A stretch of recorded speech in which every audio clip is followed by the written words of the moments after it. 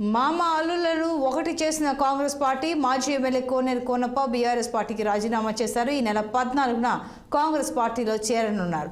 కొమరం భీం ఆసిఫాబాద్ జిల్లా సిర్పూర్ నియోజకవర్గంలో గత 20 ఏళ్లుగా రాజకీయ ప్రత్యర్థులుగా ఉన్న మామ అల్లుళ్ళు అయిన కోనేరు కోనప్ప, రావి శ్రీనివాస్ కాంగ్రెస్ పార్టీలో ఒకటయ్యారు.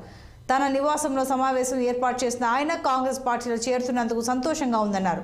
జిల్లా ఇన్ఛార్జ్ మంత్రి సీతక్క, మంత్రులు దుద్దిల శ్రీధర్ బాబు, పొన్నం ప్రభాకర్ సమక్షంలో కాంగ్రెస్ పార్టీలోకి చేరుతున్నట్టు తెలిపారు. రానున్న పార్లమెంట్ ఎన్నికల్లో కాంగ్రెస్ పార్టీ ఎంపీ అభ్యర్థి గెలుపుకు కలిసికట్టుగా కృషి చేస్తామని కొమరం భీం జిల్లా కాంగ్రెస్ పార్టీ అధ్యక్షులు విశ్వప్రసాద్ అన్నారు. ఈ నియోజకవర్గంలో పోటీ చేసినటువంటి బీఎస్పీ పార్టీ అభ్యర్థి ప్రవీణ్ కుమార్ గారు ఇక్కడ ఎన్నికల్లో పాల్గొన్నప్పుడు వ్యక్తిగత దూషణలు, రౌడీయిజం చేయటం, ఎక్కడెక్కడి నుంచో మనుషులు తీసుకొచ్చి ఇక్కడ తగాదాలు పెట్టడం, ఇవన్నీ కూడా మేము చూసాం, మీరు కూడా చూశారు.